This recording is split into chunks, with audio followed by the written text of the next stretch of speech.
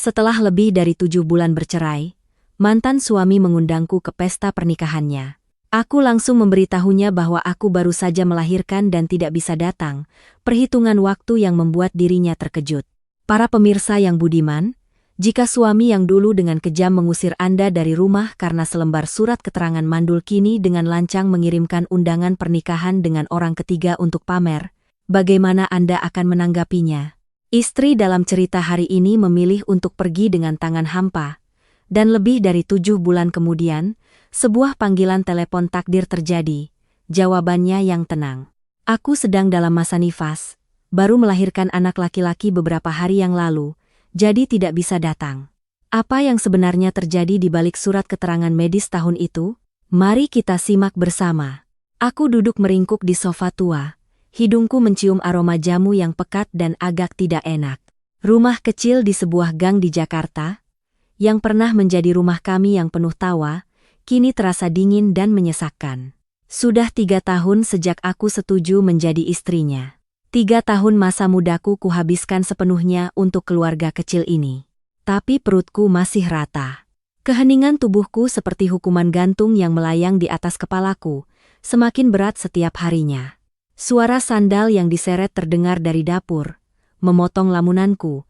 Ibu mertuaku muncul. Di tangannya ada semangkuk jamu yang berwarna hitam pekat dan mengepulkan uap. Dia meletakkan mangkuk itu dengan keras di meja kaca di depanku. Suara benturan yang kering terdengar. Minum, habiskan semuanya. Seluruh rumah ini melayanimu seperti ratu, hanya berharap kau bisa memberikan Baskara seorang penerus. Tapi sudah 3 tahun ini kau tetap saja seperti batu. Suara ibu mertuaku tajam, setiap kata yang keluar seperti pisau yang mengiris hatiku. Aku menunduk, tidak berani menatap matanya. Kedua tanganku saling bertautan erat hingga buku-buku jariku memutih.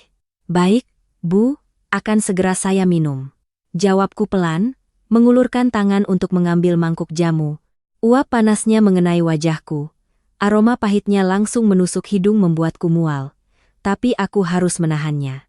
Aku memejamkan mata, menengadahkan kepala, dan meminumnya sekali teguk, air mata mengalir dari sudut mataku. Entah karena jamu yang pahit atau karena hatiku yang sedang pedih.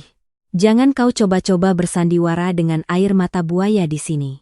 Rumah ini sungguh sial karena sudah begitu berharap tapi belum juga punya cucu untuk digendong. Kau hanya pandai merengek dan memanjakan diri pada suami.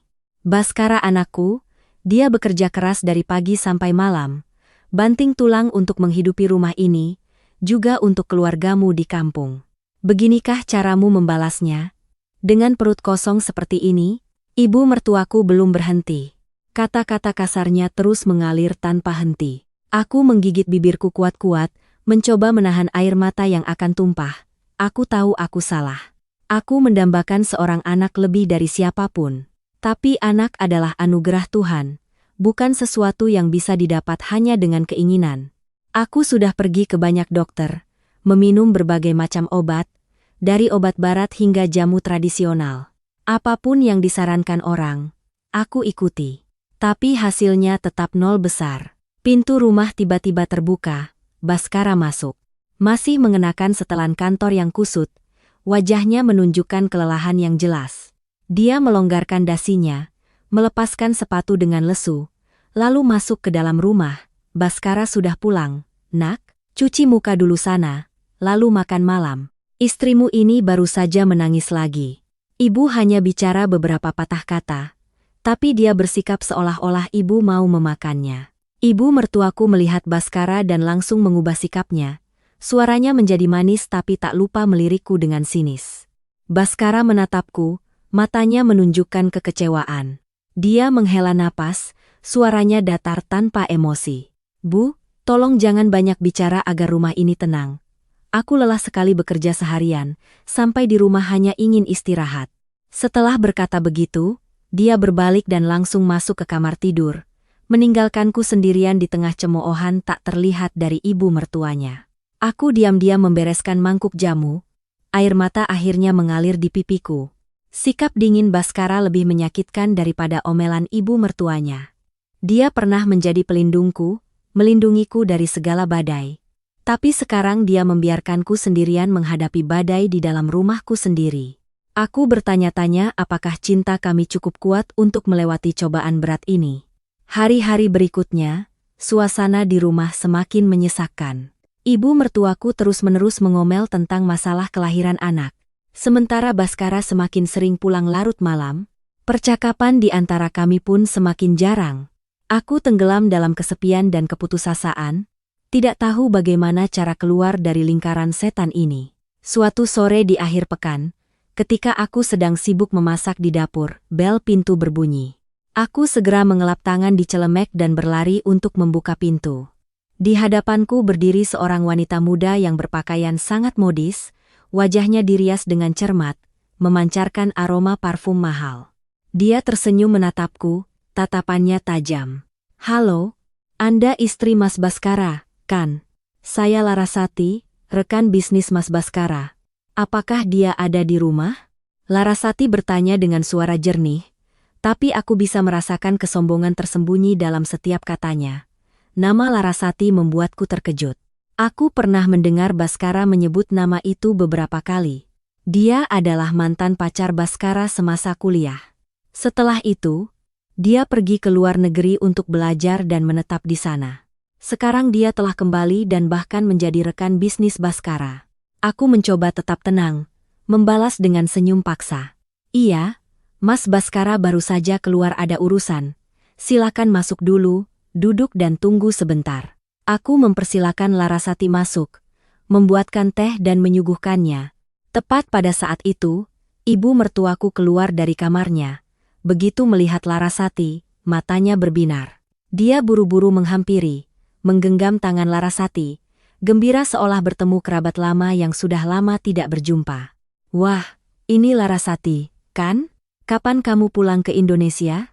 Kamu semakin cantik dan elegan saja. Sini duduk dengan tante." Ibu mertuaku menarik Larasati untuk duduk di sofa, mengabaikanku yang berdiri canggung di sana. "Iya, tante, saya baru pulang beberapa bulan ini. Saya dengar perusahaan Mas Baskara sedang mengalami sedikit kesulitan, jadi saya datang untuk melihat apakah ada yang bisa saya bantu. Sekalian saya bawakan tante sekotak ginseng untuk menjaga kesehatan." Larasati mengeluarkan sebuah kotak hadiah yang dibungkus rapi dari tasnya dan meletakkannya di atas meja. Ibu mertuaku memujinya berulang kali, wajahnya berseri-seri. Dia menoleh ke arahku dengan ketus, "Arawinda, kenapa kau masih berdiri di situ? Cepat ambil piring dan kupas buah untuk tamu. Benar-benar tidak berguna." Aku diam-diam pergi ke dapur, hatiku terasa berat. Aku mendengar suara Larasati dari ruang tamu, suaranya lembut dan manis, tapi setiap kata-katanya seperti jarum yang menusuk hatiku.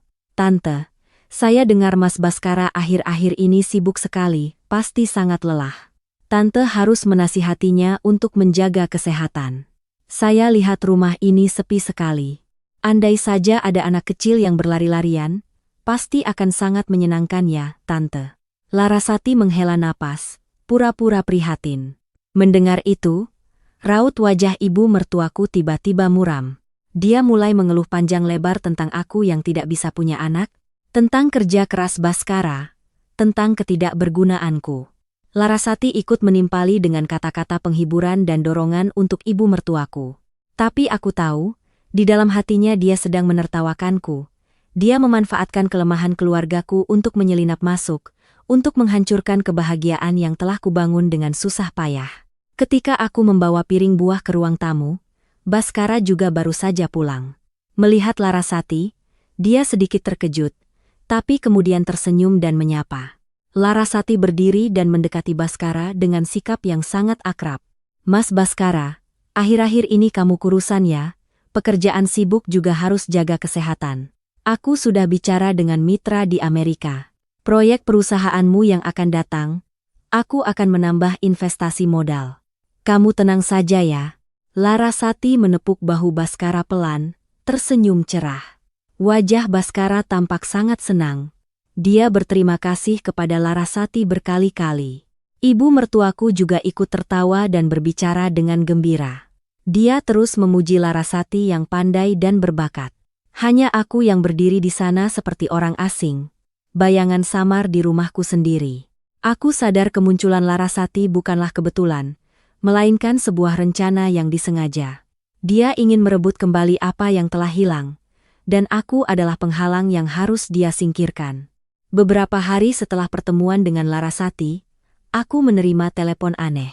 Orang di seberang telepon mengaku sebagai konsultan properti, ingin bertemu denganku untuk membahas proyek apartemen mewah yang sedang dijual. Karena Baskara pernah berkata ingin membeli apartemen yang lebih luas jika kami punya anak, aku setuju untuk menemuinya di sebuah kafe kecil di tepi danau di Jakarta Utara.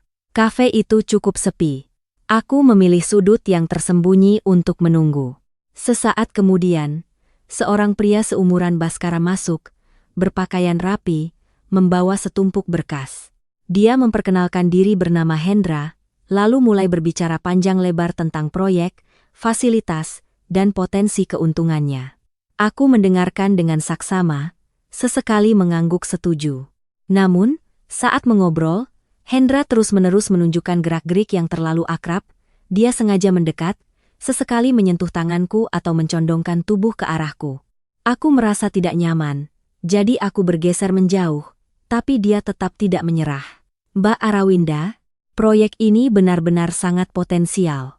Jika Mbak memutuskan untuk membeli, saya akan membantu prosesnya dengan cepat, dijamin Mbak akan mendapatkan diskon tertinggi. Kata Hendra, tangannya tiba-tiba terulur dan menggenggam tanganku erat. Aku kaget dan menarik tanganku, lalu berdiri. Anda mau apa? Maaf, saya tidak berminat membeli rumah lagi. Saya harus pulang sekarang. Aku mengambil tasku, berbalik dan bergegas keluar dari kafe. Aku tidak tahu bahwa di sudut lain kafe, sebuah lensa kamera mengarah lurus ke arahku, merekam semua momen yang sengaja diciptakan oleh Hendra. Malam itu, saat aku sedang membersihkan rumah, ibu mertuaku keluar dari kamarnya, wajahnya penuh amarah. Dia melemparkan setumpuk foto ke meja, berteriak, "Lihat ini, apa ini? Bagaimana kau bisa menjelaskan perbuatan tersembunyi ini? Hah?" Aku tertegun melihat foto-foto di meja. Dalam foto, aku dan Hendra sedang duduk di kafe. Sudut pengambilan gambar sengaja mengaburkan jarak sehingga kami terlihat seperti sepasang kekasih yang sedang bermesraan. Ada foto Hendra memegang tanganku, ada foto dia mencondongkan tubuh dan berbisik di telingaku. "Bu, tidak seperti yang ibu pikirkan. Orang ini adalah konsultan properti. Saya hanya bertemu dengannya untuk menanyakan tentang proyek apartemen. Saya bersumpah tidak ada apa-apa di antara kami." Aku buru-buru membela diri, air mata berlinang. Masih berani membantah? Sudah berbuat salah di belakang suami, masih berani menyangkal. Pantas saja selama ini rumah ini sepi dari suara anak kecil. Ternyata pikiranmu ada di tempat lain. Keluarga kami benar-benar sial telah menjadikanmu menantu. Ibu mertuaku tidak mau mendengarkan penjelasanku. Dia menunjuk lurus ke wajahku, melontarkan kata-kata makian yang paling kejam. Baskara keluar dari kamar, melihat foto-foto itu, wajahnya berubah pucat. Dia mengambil foto-foto itu, memeriksanya dengan teliti, lalu melemparkannya dengan keras ke meja. "Bagaimana kau menjelaskan foto-foto ini? Kau bertemu konsultan properti tapi berpegangan tangan dan berpelukan mesra seperti ini, kau pikir aku bodoh?" Baskara berteriak, matanya memerah karena marah. "Baskara, kau harus percaya padaku. Aku benar-benar tidak melakukan kesalahan apapun, semua ini hanya salah paham." Aku menangis memohon padanya, tapi Baskara menepis tanganku. "Salah paham? Salah paham tapi ada orang yang mengirim foto-foto ini secara anonim kepada ibuku? Jangan mengada-ada lagi. Besok kau harus ikut aku periksa kesuburan. Aku harus tahu kau sakit apa sampai 3 tahun tidak bisa hamil, atau kau sudah melakukan hal buruk dengan orang lain." Baskara berkata dengan dingin, lalu berbalik masuk ke kamar dan membanting pintu. Aku berdiri terpaku di tengah hinaan ibu mertuaku dan sikap dingin suamiku. Aku tahu aku telah masuk perangkap yang dirancang dengan sangat sempurna. Tapi aku tidak tahu siapa dalang di balik semua ini dan apa tujuan mereka. Aku hanya tahu bahwa hidupku berada di ujung tanduk. Keesokan paginya, suasana di rumah sangat tegang. Baskara dengan dingin memintaku bersiap-siap untuk pemeriksaan. Tepat pada saat itu, Larasati tiba-tiba muncul. Dia masuk ke rumah dengan ekspresi prihatin, Ada apa ini, Baskara? Pagi-pagi kok tegang sekali? Aku lewat dan melihat pintunya terbuka, jadi aku mampir. Larasati bertanya dengan lembut, matanya melirikku dengan ekspresi kemenangan yang sekilas. Ibu mertuaku seolah menemukan sekutu. Dia buru-buru menceritakan semuanya pada Larasati, tak lupa menambahkan kata-kata pedas tentangku. Larasati berpura-pura terkejut, lalu menoleh ke Baskara dan menasihati, "Mas Baskara, sabar dulu. Aku tahu sebuah klinik swasta di jalan besar di Jakarta Selatan yang sangat terpercaya. Dokternya ahli dan bisa menjaga privasi. Bagaimana kalau Mas bawa Mbak Arawinda ke sana untuk periksa? Aku akan telepon untuk membuat janji." Larasati menawarkan dengan antusias. Tatapan matanya yang tulus membuat Baskara tidak curiga sedikitpun. Baskara setuju. Larasati dengan cepat menelepon lalu mendesak kami untuk segera pergi. Aku tidak mau pergi, tapi di bawah tekanan Baskara dan ibu mertuaku, aku tidak punya pilihan lain. Sesampainya di klinik, aku dibawa ke ruang USG. Dokternya adalah seorang pria paruh baya berkacamata tebal. Dia memeriksaku dengan sangat teliti, wajahnya tampak serius. Sesaat kemudian, dia melepas sarung tangannya, menatapku dengan tatapan yang rumit. "Selamat, Bu, Anda sedang hamil 8 minggu. Janinnya berkembang normal, detak jantungnya kuat," kata dokter itu dengan senyum canggung. Aku merasa seperti disambar petir, tapi petir kebahagiaan. Aku hamil, akhirnya aku punya anak. Aku akan menjadi seorang ibu. Air mataku mengalir deras. Aku menangis terseduh-seduh karena bahagia. Semua penderitaan dan kepahitan selama 3 tahun seakan sirna. Aku buru-buru memakai kembali pakaianku, berlari keluar untuk memberitahu Baskara kabar gembira ini. Tapi begitu aku keluar dari ruang periksa, aku melihat Larasati sedang berbicara bisik-bisik dengan dokter di sudut koridor. Dia memberikan sebuah amplop yang cukup tebal kepada dokter itu, lalu menepuk bahunya sambil tersenyum puas. Aku merasa ada yang tidak beres, jadi aku bersembunyi di balik dinding untuk menguping. "Dokter, ingat ya, lakukan sesuai yang saya perintahkan. Ganti hasilnya menjadi mandul permanen, rahim abnormal. Uang 200 juta rupiah ini untuk dokter. Kalau semuanya beres, saya akan beri tambahan." Suara Larasati pelan, tapi cukup jelas untuk kudengar setiap katanya. Aku lemas seketika. Apa yang Larasati lakukan? Dia menyuap dokter untuk memalsukan hasil pemeriksaanku. Dia ingin mendorongku ke jurang kehancuran. Aku panik dan ingin berlari keluar untuk membongkar kedoknya. Tapi kakiku seolah terpaku di lantai, tidak bisa bergerak. Sesaat kemudian, Baskara datang. Dokter memberikan selembar kertas hasil pemeriksaan. Wajahnya serius. Baskara mengambil kertas itu, membacanya sekilas, lalu raut wajahnya berubah total. Dia meremas kertas itu di tangannya, matanya memancarkan kemarahan yang luar biasa. "Lihat ini hasil pemeriksaanmu. Rahim abnormal, mandul permanen. Sudah berapa lama kau menyembunyikan ini dariku? Kau menipuku, menipu seluruh keluargaku. Kau tidak bisa punya anak, tapi kau malah berselingkuh dengan orang lain. Kau benar-benar membuatku sangat kecewa dan jijik." Baskara melemparkan kertas itu ke wajahku, berteriak seperti binatang yang terluka. Aku memungut kertas itu, melihat tulisan-tulisan kejam di atasnya. Hasil pemeriksaan yang kejam itu, aku tidak percaya dengan mataku sendiri.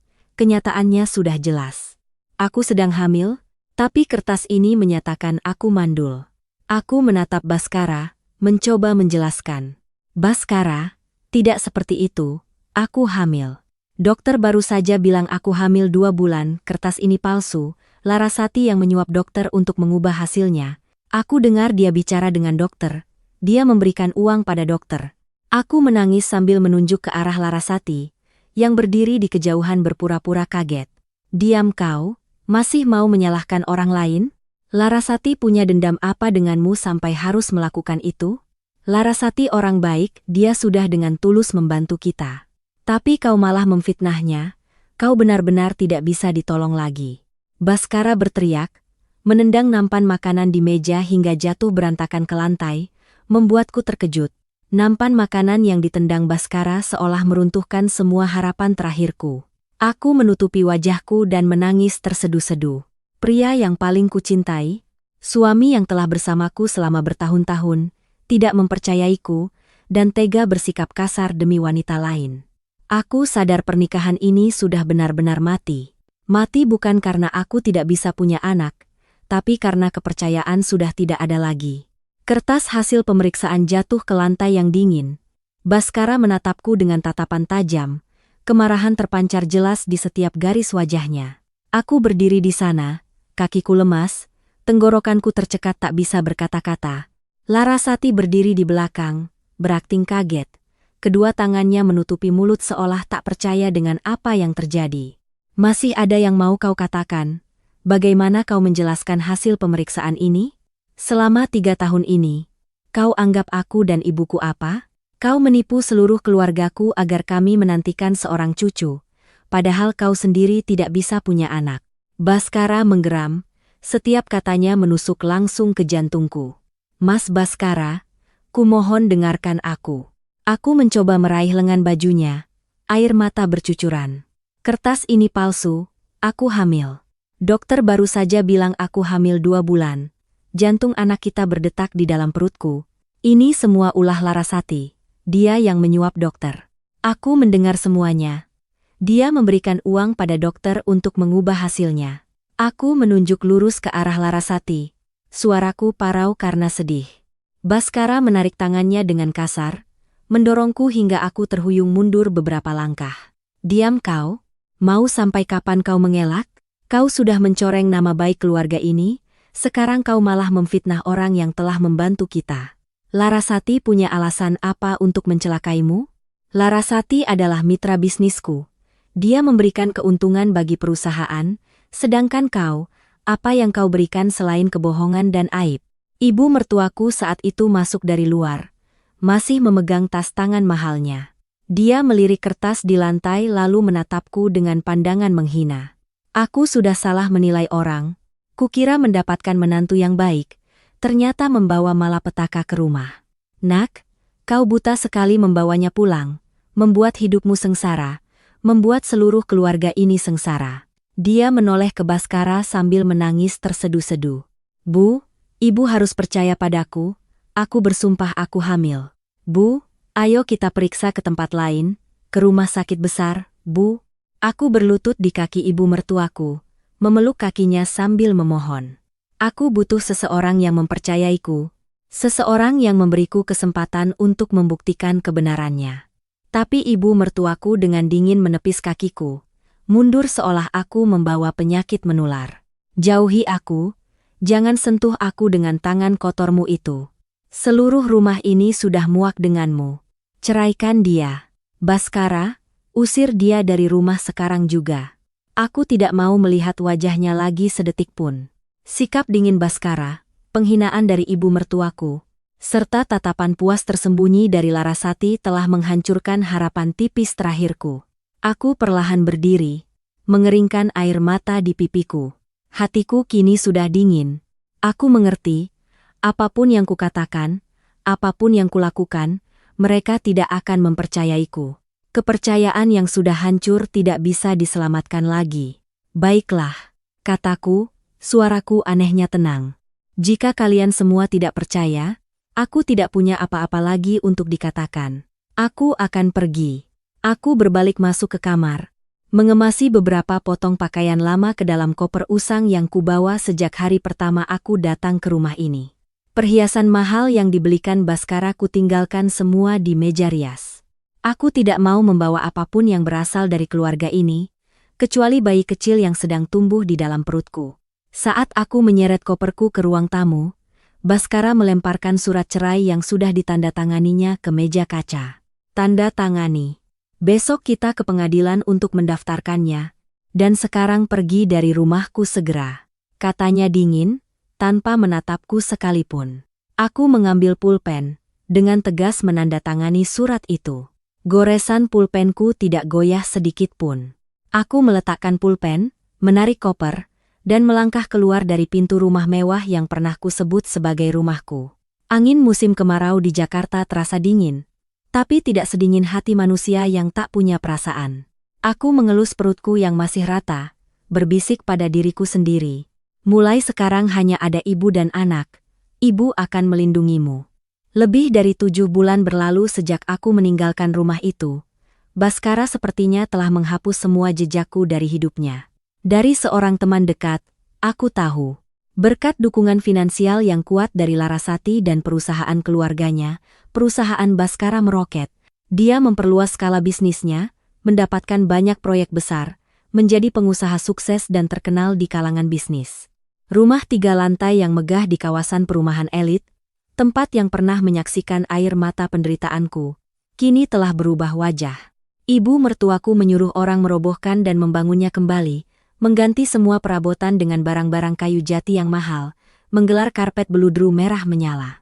Dia ingin menghapus semua kesialan yang kutinggalkan, bersiap menyambut menantu baru yang sepadan statusnya, cantik, dan kaya.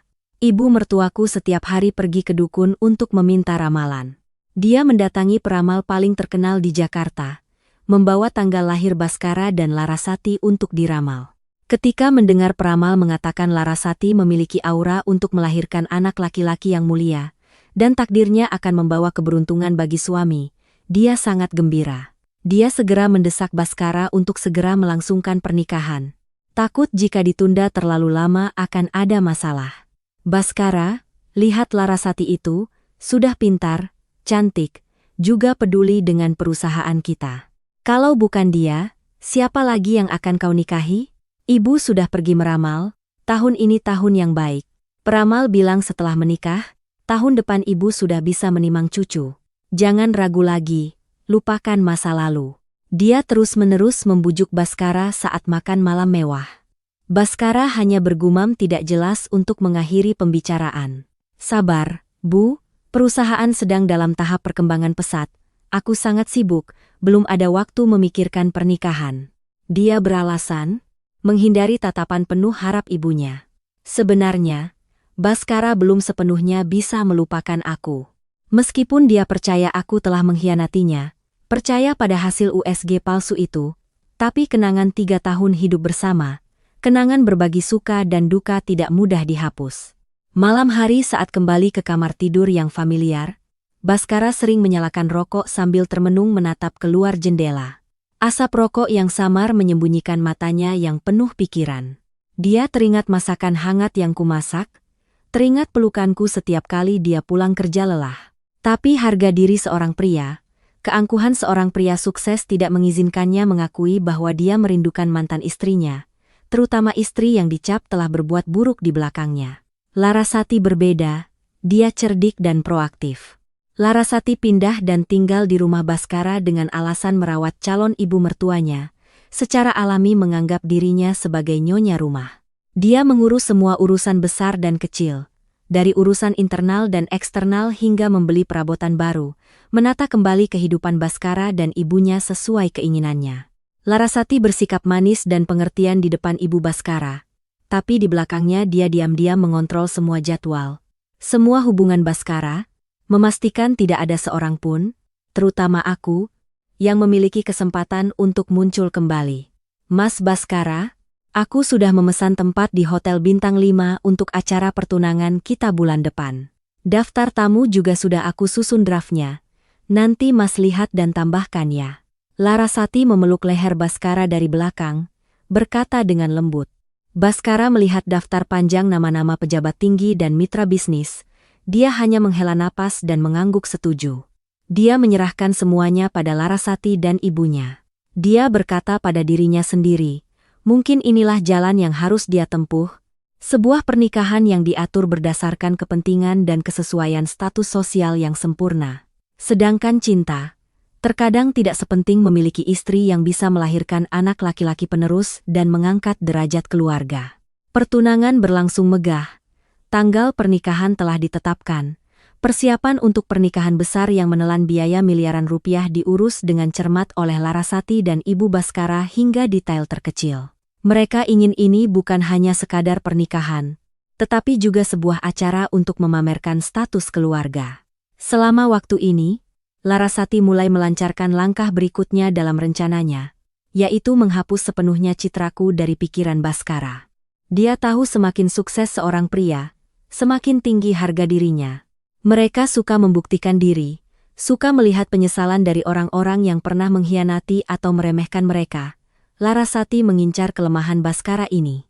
Suatu malam, ketika mereka berdua sedang menikmati anggur mahal di balkon lantai 3, Larasati sengaja mengalihkan pembicaraan kepadaku. Mas Baskara, pernikahan kita akan sangat besar, pasti media akan meliputnya. Kira-kira Mbak Arawinda tahu tidak ya? Larasati berkata ragu-ragu, mengamati reaksi Baskara. Baskara mengerutkan kening, wajahnya sedikit kesal. Untuk apa menyebut namanya? Hidup atau matinya dia, aku tidak peduli. Jawabnya. Suaranya dingin, tapi tangannya yang memutar gelas anggur sedikit menegang. Larasati tersenyum lembut, meletakkan tangannya di atas tangan Baskara untuk menenangkan. Aku tahu Mas masih marah padanya, tapi bagaimanapun juga kalian pernah menjadi suami istri. Dia pergi dengan tangan hampa, sekarang hidupnya pasti sulit. Bagaimana kalau kita undang dia ke pernikahan kita? Kau gila, untuk apa mengundangnya? Agar orang-orang menertawakanku. Baskara menepis tangan Larasati, membentak. Larasati tidak marah, dia tetap berbicara dengan nada lembut, menganalisis untung ruginya. Mas tenang dulu dan dengarkan aku. Dengan mengundangnya, Mas menunjukkan kebesaran hati dan kemurahan hatimu. Mas buktikan padanya bahwa tanpanya, hidupmu jauh lebih baik, kariermu cemerlang, dan kau akan menikahi istri yang pantas. Larasati menekankan kata pantas. Mas tunjukkan padanya perbedaan yang sangat jauh antara kehidupanmu sekarang dan keadaannya yang miskin. Itulah cara terbaik untuk menyindirnya. Selain itu, dengan mengundangnya secara terbuka, semua orang akan melihat bahwa Mas adalah orang yang jujur dan tidak punya rasa bersalah. Kata-kata Larasati seperti madu, mengena tepat pada psikologi Baskara yang ingin pamer, ingin membuktikan bahwa dia berada di puncak memandang ke bawah. Dia berpikir sejenak, keangkuhan seorang pria sukses perlahan mengalahkan akal sehatnya. Dia ingin melihat keadaanku yang menyedihkan, ingin melihat penyesalan di mataku saat melihatnya bahagia dengan wanita lain dalam pernikahan mewah yang bahkan tidak pernah kuimpikan sebelumnya. Baiklah, aku akan mengundangnya, kita lihat apa dia punya muka untuk datang. Baskara setuju, sudut bibirnya menyeringai penuh cemooh. Larasati tersenyum puas, rencananya sudah setengah berhasil. Dia tahu aku pasti tidak akan datang, tetapi tindakan Baskara yang menghubungi lalu menerima sikap acuh tak acuh atau penolakan dariku akan membuat Baskara semakin membenciku dan ingin memutuskan hubungan sepenuhnya dengan masa lalu. Malam itu, Baskara membuka ponsel lamanya, mencari kembali nomor telepon dan akun aplikasi pesanku yang telah dia blokir lebih dari 7 bulan yang lalu. Dia membuka blokir, mengetik pesan singkat dan mengirimkannya bersama foto undangan pernikahan. Menunggu lama, layar hanya menunjukkan pesan telah diterima tanpa ada balasan. Rasa ingin menangnya membara, dia memutuskan untuk menelepon langsung. Pesan terkirim. Baskara melempar ponsel ke tempat tidur, menghela napas, menunggu reaksi menyedihkan dariku. Tengah malam, dering telepon membangunkanku dari tidur yang tidak nyenyak. Kamar kontrakan kecil yang sempit di pegunungan Jawa Barat terasa dingin. Kabut menyelinap melalui setiap celah. Di sampingku, makhluk kecil yang baru lahir kemarin sedang tidur lelap. Napasnya yang teratur begitu rapuh. Aku meraba-raba mencari ponsel. Dengan mata setengah terpejam aku melihat layar. Serangkaian nomor muncul, hatiku tiba-tiba sesak. Itu nomor Baskara. Meskipun sudah lama ku hapus, nomor itu telah terukir dalam ingatanku. Aku ragu sejenak, ingin menolak panggilan itu. Tidak ada lagi yang perlu dibicarakan di antara kami. Tapi kemudian rasa penasaran, atau lebih tepatnya perasaan yang sulit dijelaskan, mendorongku untuk mengangkatnya. Aku menggeser jariku di layar, menempelkan ponsel ke telinga. Halo, dengan siapa? Aku bersuara, serak karena lelah dan kurang tidur. Di seberang sana hening sejenak, napas Baskara terdengar berat melalui telepon. Akhirnya dia angkat bicara, suaranya agak ragu, tidak seperti sikap percaya diri dan angkuh biasanya.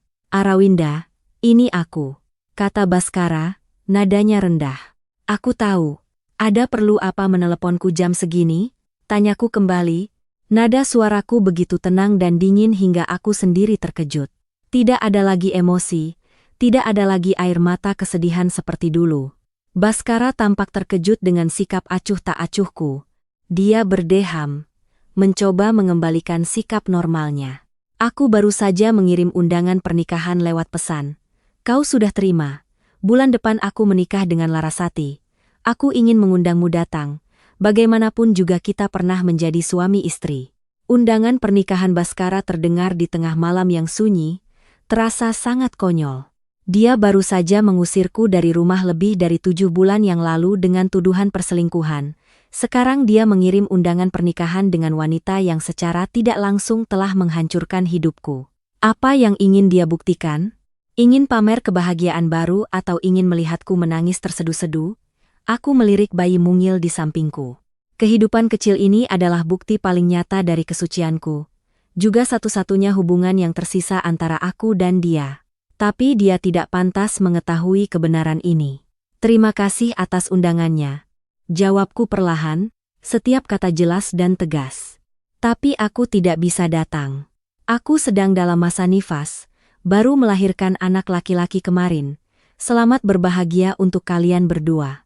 drw.combi. Aku menyelesaikan kalimatku. Tanpa menunggu reaksi Baskara, aku langsung menekan tombol untuk mengakhiri panggilan. Aku mematikan ponsel, melepaskan kartu SIM-nya dan melemparkannya ke sudut kamar. Selesai sudah. Mulai sekarang, aku dan Baskara adalah 2 garis paralel, tidak akan pernah bertemu lagi. Aku menarik selimut untuk menutupi putraku, memejamkan mata, air mata tidak mengalir, hanya ada rasa pahit yang menyesakkan di tenggorokan. Aku telah menanggung begitu banyak penderitaan, begitu banyak tuduhan palsu untuk mendapatkan makhluk kecil ini. Aku akan menggunakan sisa hidupku untuk melindungi dan mencintainya, tanpa memerlukan belas kasihan dari siapapun. Lama setelahnya, ketika badai telah berlalu, Baskara memelukku dan mengakui bahwa pada malam itu, begitu mendengar kata-kataku, ponsel jatuh dari tangannya, membentur lantai yang dilapisi karpet beludru merah. Suara benturan yang tumpul memecah kesunyian kamar tidur. Baskara berdiri terpaku seperti patung, seluruh tubuhnya kaku. Kata-kataku, setiap hurufnya seperti bor tajam yang menembus pikirannya. Baskara dengan panik berlari ke meja kerja, membalik-balik kalender, mencari lembaran kalender lama. Tangannya gemetar saat membalik setiap halaman, sambil bergumam menghitung. Mereka bercerai lebih dari 7 bulan yang lalu. Wanita hamil 9 bulan 10 hari. Jika dihitung mundur, anak ini dikandung tepat sekitar 2 bulan sebelum Arawinda diusir dari rumah. Wajah Baskara memucat. Perhitungan sederhana itu seperti seember air es yang disiramkan ke wajahnya, membangunkannya dari mimpi buruk selama lebih dari 7 bulan. Anak itu adalah anaknya, 100% darah dagingnya. Anak yang dia dan ibunya dambakan setiap hari selama 3 tahun pernikahan mereka. Baskara jatuh terduduk di lantai. Kedua tangannya menutupi wajah. Kenangan membanjir seperti air bah. Hari ketika dia melemparkan hasil pemeriksaan ke wajahku. Hari ketika ibunya memakiku habis-habisan. Hari ketika dia dengan dingin memaksaku menandatangani surat cerai. Dan bayangan aku menyeret koper usang keluar dari pintu di tengah angin dingin. Saat itu aku sedang mengandung darah dagingnya. Aku sedang mual, sedang hamil di bulan-bulan pertama yang sangat sensitif dan berbahaya. Tapi keluarganya dengan kejam telah mengusirku ke jalan tanpa belas kasihan sedikitpun. Penyesalan membuncah seperti badai di hati Baskara. Dia menyadari telah melakukan kesalahan fatal, dosa yang tidak termaafkan. Baskara menundukkan kepalanya ke lutut, bahunya yang lebar bergetar hebat. Isak tangis seorang pria sukses terdengar pahit, merobek keheningan malam. Baskara bangkit berdiri, menyambar jaket dan kunci mobil. Dia berlari keluar rumah seperti orang gila, mengabaikan panggilan panik ibunya dari ruang tamu. Baskara melajukan mobilnya dengan kecepatan tinggi di jalanan Jakarta yang sepi. Angin malam menerpa wajahnya yang dingin tapi tidak mampu memadamkan api yang membakar di dalam hatinya. Dia mengemudi melewati jalan-jalan yang familiar, menuju ke lingkungan kontrakan lamaku. Berharap menemukan petunjuk, jejak apapun. Tapi semuanya sia-sia. Rumah kontrakan itu sudah lama berganti pemilik, tidak ada yang tahu kemana aku pergi. Baskara menundukkan kepalanya di atas setir, Rasa putus asa dan keputusasaan membanjir.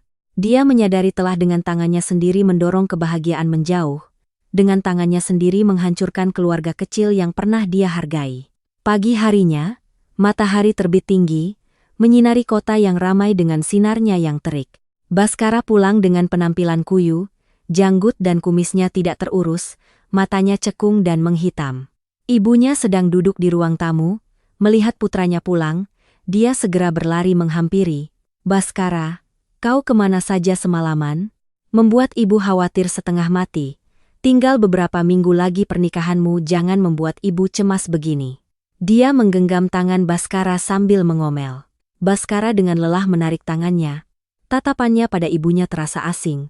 Dia tidak berkata apa-apa, langsung naik ke kamar tidur, mengunci pintu dari dalam. Ibu Baskara berdiri termangu, tidak mengerti apa yang sedang terjadi.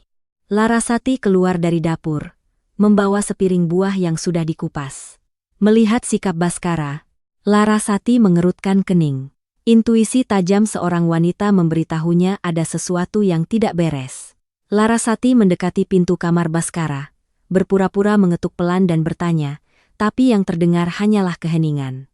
Di dalam kamar, Baskara berdiri di depan cermin, menatap bayangannya yang kuyu, keangkuhan dan kepercayaan diri yang biasa telah hilang, digantikan oleh keputusasaan dan penyesalan. Baskara membuka laci, mengeluarkan foto pernikahan lama kami. Foto itu disimpan dengan baik di sudut yang tersembunyi. Baskara mengelus wajahku di foto itu, setetes air mata panas jatuh di atas kaca. Dia teringat senyum cerahku di hari pernikahan, teringat hari-hari sederhana yang bahagia. Pikiran Baskara mulai merangkai kembali semua kejadian. Kemunculan Larasati yang tiba-tiba, kata-kata manisnya, foto-foto yang diambil diam-diam di kafe tepi danau, dan akhirnya hasil pemeriksaan palsu dari klinik yang direkomendasikan oleh Larasati sendiri. Baskara teringat tatapan puas Larasati yang pernah kuceritakan. Teringat tuduhanku bahwa Larasati telah menyuap dokter. Saat itu dia dengan buta membela Larasati, menolak semua penjelasanku. Baskara mengepalkan tangannya, urat-urat di dahinya menonjol, kecurigaan mulai tumbuh di hatinya. Apakah semua ini adalah sandiwara yang dirancang oleh Larasati? Apakah Larasati telah menipu seluruh keluarganya untuk merebut posisi nyonya rumah? Baskara tidak bisa diam lagi. Dia harus mencari kebenaran.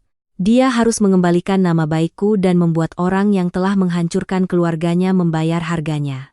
Baskara mencuci muka, berganti pakaian, mengembalikan penampilan tenangnya seperti biasa. Dia keluar dari kamar, turun ke bawah.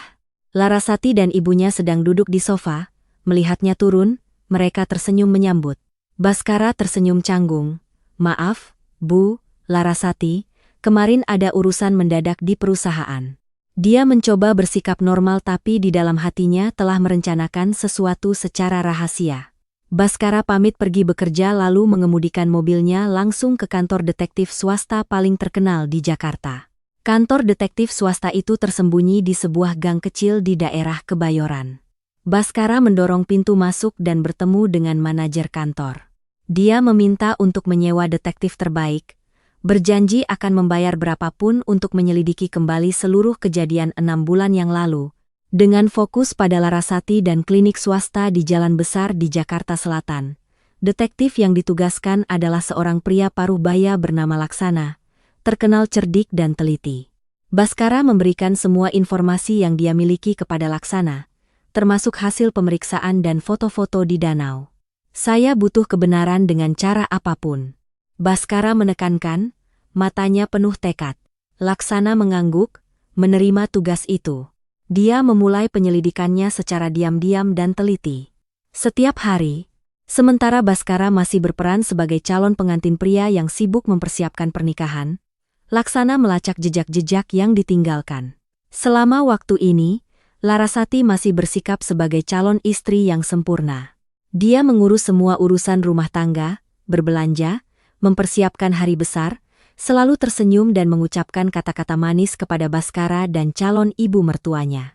Tapi Baskara, dengan mata yang telah terbuka, mulai menyadari hal-hal aneh. Larasati sering memeriksa ponsel Baskara, selalu ingin tahu kemana dia pergi dan apa yang dia lakukan. Dia juga tampak kesal ketika Ibu Baskara menyebut-nyebut tentang anak-anak. Baskara menyimpan semua kecurigaannya, melanjutkan sandiwara bahagianya, menunggu hasil dari detektif Laksana. Seminggu kemudian, Laksana mengajak Baskara bertemu di sebuah kafe sepi. "Saya sudah menemukan beberapa petunjuk penting," kata Laksana, mendorong sebuah map ke arah Baskara. Baskara membuka map itu. Di dalamnya ada foto dokter di klinik dulu, disertai informasi detail tentang pendapatan tidak wajar dokter itu selama beberapa waktu terakhir. Dokter ini sepertinya sedang dalam masalah keuangan. Dia punya banyak utang karena judi. Saya selidiki dan menemukan bahwa pada sore hari istri Anda datang untuk periksa. Dokter ini membawa sejumlah besar uang tunai untuk membayar utang kepada rentenir. Laksana menganalisis. Baskara mengerutkan kening, jantungnya berdebar kencang.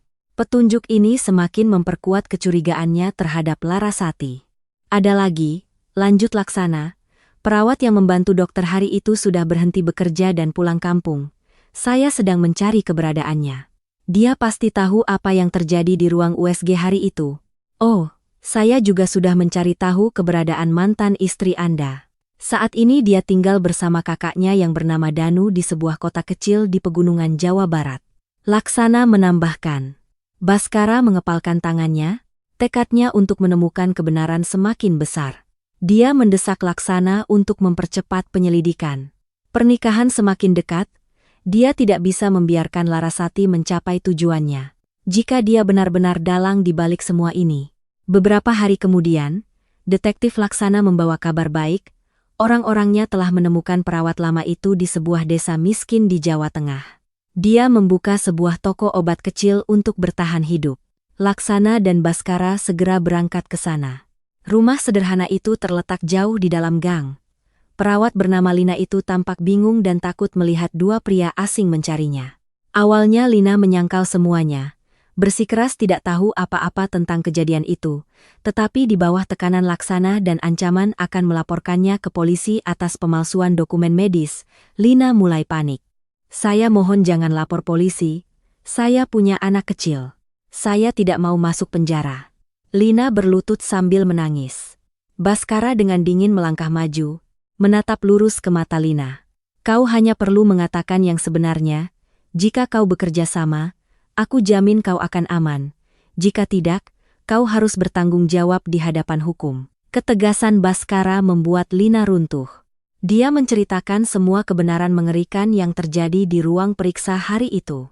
Hari itu, Mbak Arawinda datang untuk periksa. Hasil USG menunjukkan dia hamil 8 minggu, detak jantung janinnya sehat, dia menangis bahagia. Tapi setelah itu, Mbak Larasati masuk. Lina berkata ragu-ragu, melirik Baskara. Baskara mendesaknya. "Lanjutkan, apa yang dia lakukan?" Mbak Larasati berbicara empat mata dengan dokter. Dia memberikan setumpuk uang tunai yang besar kepada dokter, meminta dokter untuk mencetak hasil USG palsu, memutarbalikkan sepenuhnya kondisi kesehatan Mbak Arawinda.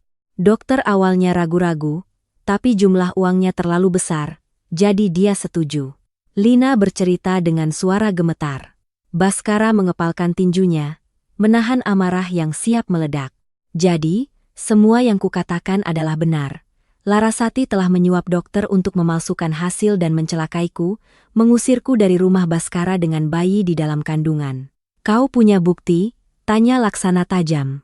Lina buru-buru masuk ke dalam kamar, mengeluarkan sebuah kartu memori kecil. Saat Mbak Larasati berbicara dengan dokter, saya bersembunyi di luar dan merekam seluruh percakapan dengan ponsel, lalu menyalinnya ke kartu memori ini. Saya pikir suatu saat akan berguna untuk membela diri. Saya juga masih menyimpan salinan hasil USG asli Mbak Arawinda di komputer klinik. Saya bisa mengambilnya untuk kalian. Baskara mengambil kartu memori itu, tangannya gemetar.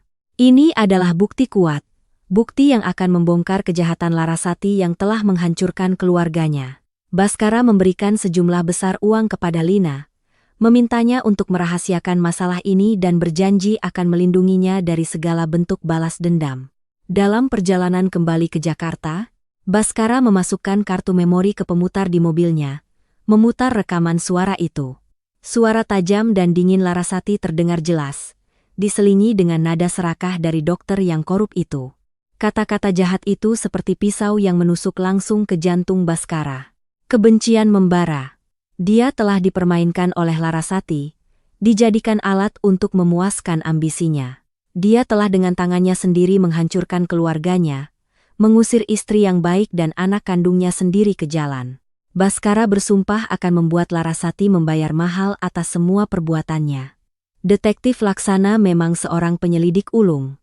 Hanya beberapa hari setelah mendapatkan bukti dari perawat Lina, dia sudah mengetahui keberadaan agen properti palsu itu. Namanya Hendra, seorang penipu profesional yang menyamar sebagai agen properti, saat ini bersembunyi di sebuah kontrakan kumuh di pinggiran Jakarta karena dikejar utang. Baskara bersama Laksana dan beberapa teman dekatnya segera mendatanginya. Kamar kontrakan yang lembab itu berbau alkohol dan rokok. Hendra sedang mengerang di atas ranjang reyot, melihat kerumunan orang masuk, wajahnya pucat dan dia gemetar mundur ke sudut. "Kalian siapa? Mau apa?" "Saya tidak punya uang." Hendra tergagap, kedua tangannya melindungi kepala. Baskara melangkah maju, mencengkeram kerah baju Hendra dan mengangkatnya. Dia melemparkan foto-foto di kafe tepi danau ke lantai. "Kau kenal orang di foto ini? Cepat katakan. Siapa yang menyuruhmu melakukan ini?" Baskara menggeram, matanya setajam pisau. Hendra melirik foto-foto itu, wajahnya pucat pasi. Dia tahu telah salah mencari masalah. Di bawah tekanan Baskara dan ancaman Laksana, Hendra tidak bisa bertahan lama. Dia berlutut di lantai kotor, menangis memohon. "Saya minta maaf, saya hanya melakukan apa yang disuruh. Itu Mbak Larasati. Dia menyewa saya 50 juta rupiah untuk berpura-pura menjadi agen properti dan mendekati Mbak Arawinda. Dia menyuruh saya untuk sengaja bersikap akrab, merangkulnya, lalu akan ada orang yang memotret. Saya hanya melakukannya karena uang. Saya tidak tahu dia menggunakan foto itu untuk apa." Hendra mengakui semuanya, keringatnya bercucuran. Baskara menggeram dan mendorong Hendra hingga jatuh ke lantai. Kemarahan mendidih di dalam darahnya.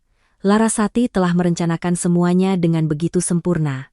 Dia tidak hanya mencelakai bayi di dalam perutku, tapi juga merancang sandiwara yang rumit untuk mencemarkan nama baikku, membuat Baskara cemburu buta dan mengusir istrinya. Laksana dengan cepat merekam pengakuan Hendra, sekaligus memintanya menandatangani berita acara pemeriksaan. Baskara memerintahkan anak buahnya untuk mengawasi Hendra dengan ketat, tidak membiarkannya menghubungi siapapun, menunggu hari persidangan. Baskara keluar dari kamar kontrakan, menarik napas dalam-dalam. Gambaran kejahatan Larasati sudah lengkap. Sekarang gilirannya untuk membalas. Kembali ke rumah, Baskara mengunci diri di ruang kerja. Tumpukan bukti, termasuk kartu memori rekaman, salinan hasil USG asli, pengakuan Hendra, dan catatan rekening bank Larasati, tergeletak di atas meja kayu. Baskara menatapnya, matanya memerah. Dia teringat bulan-bulan yang telah berlalu, teringat perhatian palsu Larasati, kata-kata manis yang dia bisikkan ke telinga ibunya. Semakin teringat, Baskara semakin membenci Larasati sampai ke tulang. Dia telah mempermainkan hidupnya, menghancurkan keluarganya hanya demi ambisi pribadi. Tapi Baskara juga membenci dirinya sendiri. Dia membenci kelemahannya, kecurigaannya, membenci harga diri palsu, seorang pria yang telah membutakan akal sehatnya. Dia telah dengan tangannya sendiri mendorong wanita yang paling dicintainya ke jalan. Di saat istrinya sedang hamil, dia malah membantu Larasati menghancurkan hidupku. Kemarahan meledak, Baskara menyapu semua yang ada di meja ke lantai. Dia merusak perabotan, melemparkan buku-buku, menghancurkan laptopnya. Suara barang pecah berderak, tapi tidak cukup untuk memadamkan api yang membakar di dalam hatinya. Saat itu Larasati sedang mencoba gaun pengantin di sebuah butik mewah di kawasan Senayan. Dia menelepon Baskara dengan suara manja. "Mas Baskara, aku sedang mencoba gaun pengantin ini, cantik sekali. Mas ada waktu tidak untuk datang melihatnya? Pernikahan kita akan menjadi acara termegah di Jakarta tahun ini." Baskara menggenggam ponselnya erat, menahan rasa jijik. Dia menarik napas, suaranya dingin, "Aku sedang sibuk, kau pilih saja, pernikahannya pasti akan sangat berkesan." Baskara menutup telepon, Sudut bibirnya menyeringai kejam. Benar, pernikahan ini akan sangat berkesan. Larasati menginginkan panggung yang megah. Dia akan memberinya panggung untuk membongkar semua kejahatannya. Baskara mulai menyusun rencana detail. Dia menghubungi pengacara untuk menyiapkan gugatan terhadap Larasati atas tuduhan pemalsuan dokumen, pencemaran nama baik, dan percobaan penganiayaan terhadap janin. Dia juga menghubungi beberapa teman di kepolisian, memberikan beberapa bukti awal agar mereka mengetahui situasinya.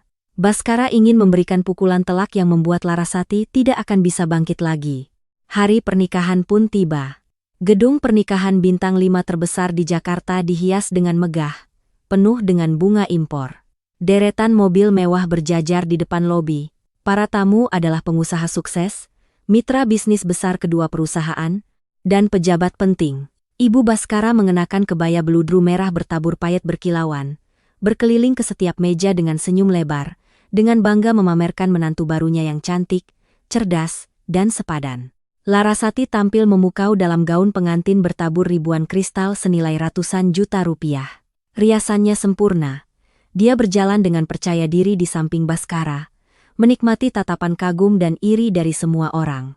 Dia mengira telah mendapatkan segalanya, dari status, kekayaan, hingga pria sukses.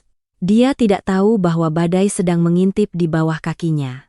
Baskara mengenakan setelan hitam yang elegan, wajahnya dingin dan tenang. Dia menerima ucapan selamat dengan anggukan acuh tak acuh.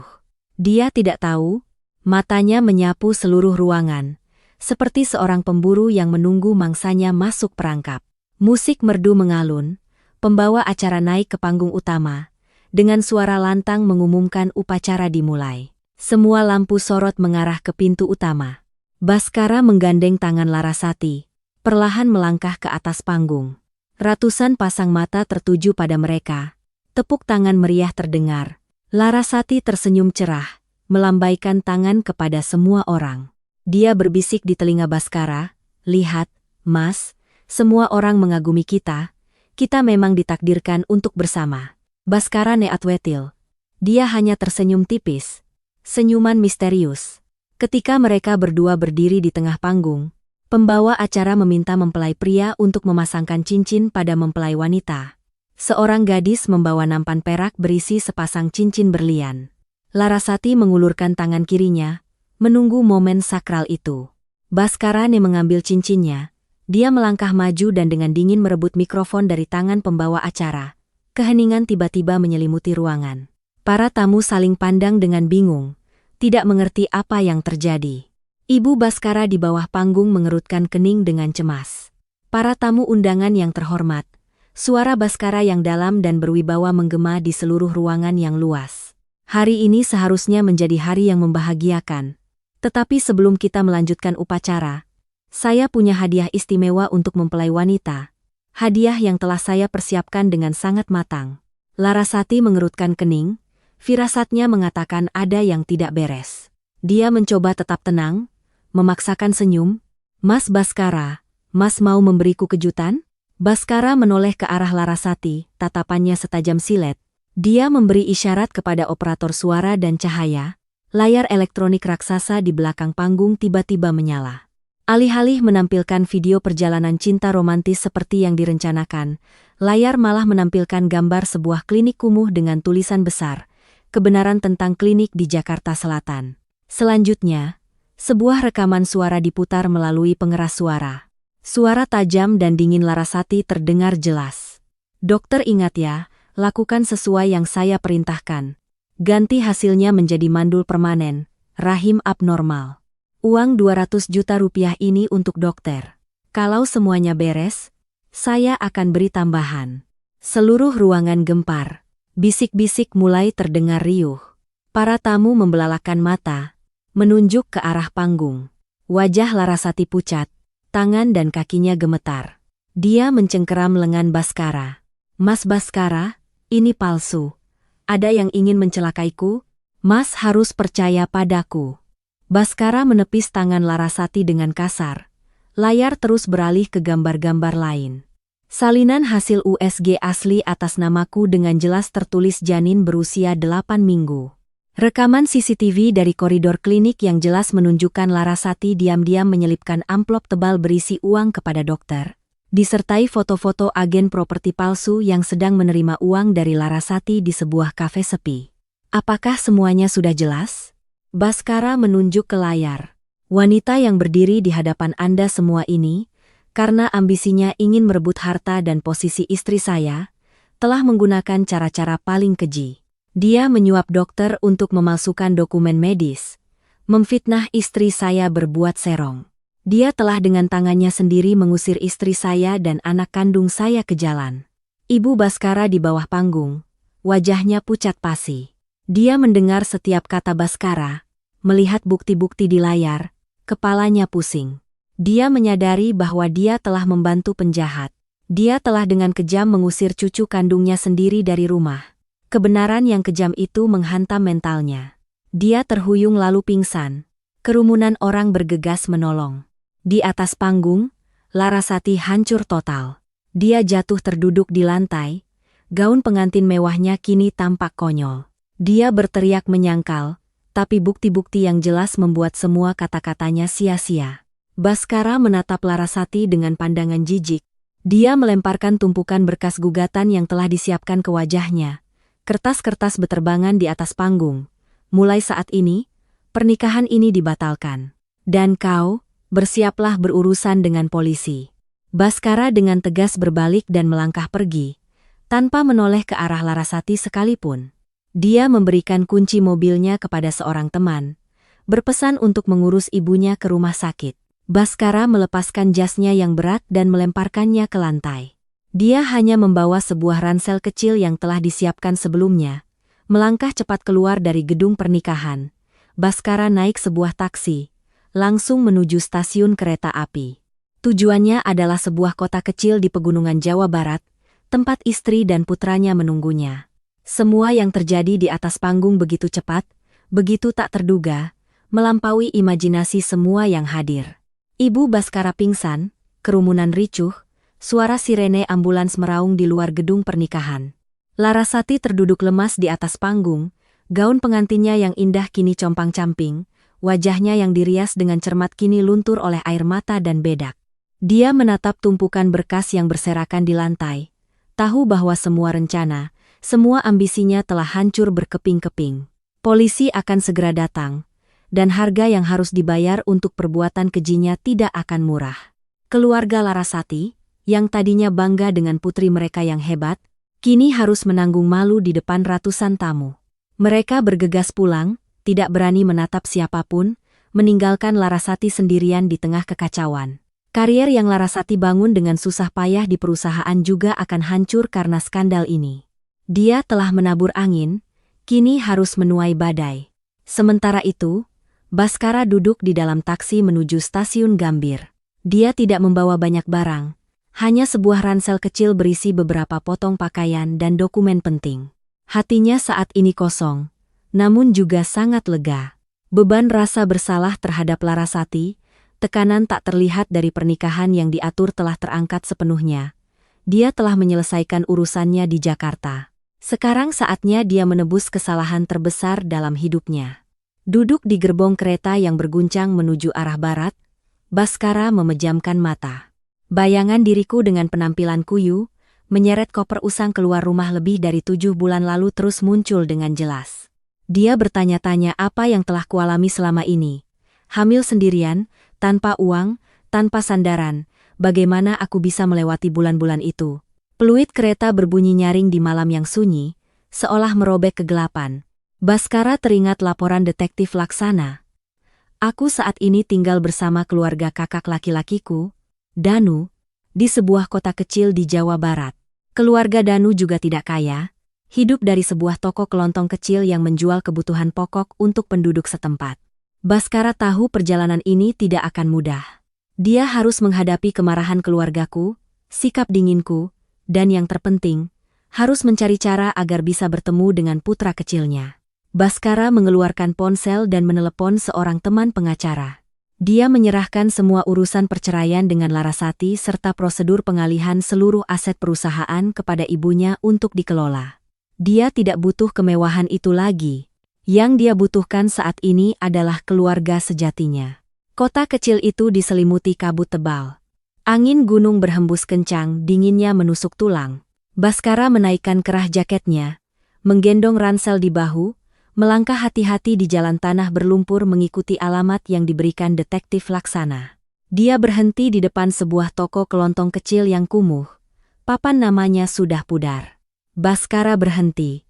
Alunan musik lembut terdengar dari sebuah radio tua. Baskara mengintip melalui celah jendela kaca yang berembun, jantungnya berdebar kencang. Di dalam, aku sedang duduk dengan tekun menyortir barang dagangan. Aku terlihat lebih kurus dari 7 bulan lalu. Wajahku pucat, mataku cekung karena kurang tidur. Di punggungku, seorang bayi digendong dengan hati-hati menggunakan selimut tebal. Bayi itu tidur lelap, sesekali bergerak pelan. Rambutnya yang tipis menyentuh pipi ibunya. Baskara terpaku, tangan dan kakinya kaku, matanya berkaca-kaca. Itu istrinya, itu putranya, anak yang belum pernah dia gendong, belum pernah dia lihat wajahnya. Aku mengayunkan tubuhku pelan untuk menenangkan anakku, sambil bersenandung lirih. Suara nyanyianku yang familiar membuat hidung Baskara terasa perih. Dia ingin berlari masuk dan memeluk kami berdua, mengucapkan kata maaf ribuan kali, tapi kakinya seolah terpaku di tanah. Dia teringat kata-kata kasarnya, kekejaman keluarganya terhadapku. Apa haknya untuk masuk ke dalam kehidupan kami sekarang? Dia berdiri di sana, membeku di bawah kabut dingin, menatap bayangan istri dan anaknya melalui jendela yang buram. Cukup dengan melihat mereka selamat, hatinya sudah sedikit lega. Sesaat kemudian, terdengar suara sepeda motor berhenti di depan toko. Seorang pria tegap berkulit gelap masuk. Baskara menduga itu adalah Danu, kakakku. Danu membawa sekeranjang makanan, memanggil dengan suara keras. "Dek, Mas beli tulang iga sapi yang enak. Biar Mas masakin bubur untuk kalian berdua ya." Aku mengangkat kepala dan tersenyum lemah. Baskara buru-buru mundur, bersembunyi di balik semak-semak di pinggir jalan. Dia belum siap menghadapi Danu. Baskara tahu seorang kakak yang menyayangi adiknya seperti Danu tidak akan mudah memaafkan orang yang telah mengusir adiknya. Baskara memutuskan untuk mundur dan mencari penginapan di dekat situ untuk sementara waktu, sambil memikirkan langkah selanjutnya. Dia tidak bisa menyerah begitu saja. Keesokan paginya, Baskara bangun sangat pagi. Dia membeli barang-barang terbaik di kota itu, dari susu formula bayi yang mahal, popok impor, hingga beberapa set pakaian hangat untuk bayi baru lahir dan beberapa suplemen untuk wanita pasca melahirkan. Dia memasukkan semuanya ke dalam 2 tas besar, membawanya langsung ke toko kelontong Danu. Ketika dia tiba, aku sedang membersihkan etalase. Melihat sosok pria tinggi besar masuk, aku mengangkat kepala. Pandangan kami bertemu. Keterkejutan dan kepanikan melintas di wajahku, lalu dengan cepat digantikan oleh ekspresi dingin dan menjaga jarak. "Kamu mau apa di sini? Pergi dari sini sekarang." Aku menunjuk ke pintu. Suaraku bergetar menahan amarah. Tanganku menggenggam erat lap meja. Baskara melangkah maju, meletakkan 2 tas besar itu di lantai. "Arawinda, aku datang untuk menjengukmu dan anak kita. Aku sudah tahu semuanya. Aku tahu aku salah. Tolong beri aku 1 kesempatan." Baskara merendahkan suaranya. Tatapannya memohon. "Kesempatan? Apa maksudmu? Kita sudah bercerai. Kau akan menikah lagi. Untuk apa kau datang mencariku? Untuk pamer kebahagiaanmu?" Aku tertawa sinis, tawa yang penuh kepahitan. Baskara buru-buru menjelaskan, "Aku tidak jadi menikah dengan Larasati. Pernikahannya dibatalkan. Aku sudah tahu kebenaran tentang hasil USG itu. Tahu Larasati menyuap dokter untuk mencelakaimu. Aku benar-benar minta maaf. Maafkan aku dan anak kita. Aku telah buta. Aku pantas dihukum." Aku terdiam sejenak, tapi luka di hatiku terlalu dalam untuk bisa dimaafkan begitu saja. Aku memalingkan wajah, tidak mau menatap Baskara. "Entah kau tahu atau tidak, semuanya sudah berakhir. Kau mengusirku dari rumah, ibumu memakiku, sedikitpun rasa kemanusiaan sudah tidak ada lagi.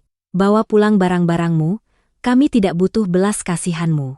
Tepat pada saat itu, Danu keluar dari dalam rumah. Melihat Baskara, wajah Danu memerah karena marah. Danu menyambar ke Moceng, berlari mengusir Baskara keluar. Orang brengsek, masih berani kau menunjukkan wajahmu di sini. Kau belum cukup menyakiti adikku dan keponakanku. Pergi dari rumahku sekarang. Danu berteriak, mengayunkan kemoceng ke arah Baskara. Baskara berdiri diam. Dia tidak melawan, tidak menghindar. Dia tahu dia pantas dipukul. Pukulan ini tidak seberapa dibandingkan dengan penderitaan yang kualami. Baskara mengatupkan giginya, menahan sakit, matanya hanya tertuju padaku, berharap ada sedikit kelembutan. Tapi aku telah menggendong anakku dan mundur ke dalam rumah. Bayanganku hilang di balik tirai tipis. Baskara dengan sedih melangkah keluar. Tapi dia tidak pergi jauh. Dia menyewa sebuah kamar kontrakan kumuh dan bocor di ujung jalan, hanya beberapa langkah dari rumah Danu. Dia memutuskan untuk bertahan di sini, menggunakan kesabaran dan ketulusannya untuk menebus kesalahan. Hari-hari berikutnya, Baskara seperti bayangan sunyi yang bertahan di kota kecil itu, mengabaikan dinginnya udara pegunungan yang menusuk tulang. Mengabaikan pengusiran Danu dan sikap acuh tak acuhku. Dia tetap sabar setiap pagi membawa tas berisi kebutuhan pokok. Diam-diam meletakkannya di depan toko kelontong lalu pergi. Berkali-kali aku melempar barang-barang itu kembali ke jalan. Baskara memungutnya lagi, membersihkannya, dan meletakkannya kembali di tempat semula. Kegigihannya menjadi bahan pembicaraan seluruh kota. Suatu malam, kabut turun tebal, hawa dingin menusuk kulit menembus setiap celah. Baskara sedang gelisah di kamar kontrakannya yang lembab ketika mendengar teriakan panik dari arah rumah Danu. Firasatnya mengatakan ada yang tidak beres. Dia menyibakkan selimut dan berlari keluar rumah secepat kilat. Sesampainya di sana, dia melihat rumah Danu terang benderang. Aku sedang memeluk erat bayi kami sambil menangis terseduh-seduh. Wajah bayi itu memerah, tubuhnya kejang-kejang, mulutnya mengeluarkan buih. Danu dengan panik mencoba menelepon ambulans, tapi sinyal telepon tidak stabil. Baskara menerobos masuk, tanpa berkata apa-apa. Dia merebut bayi itu dari tanganku. Dia menempelkan telinganya ke dada anak itu, merasakan detak jantung yang tidak teratur. Suhu tubuh anak itu panas seperti bara api.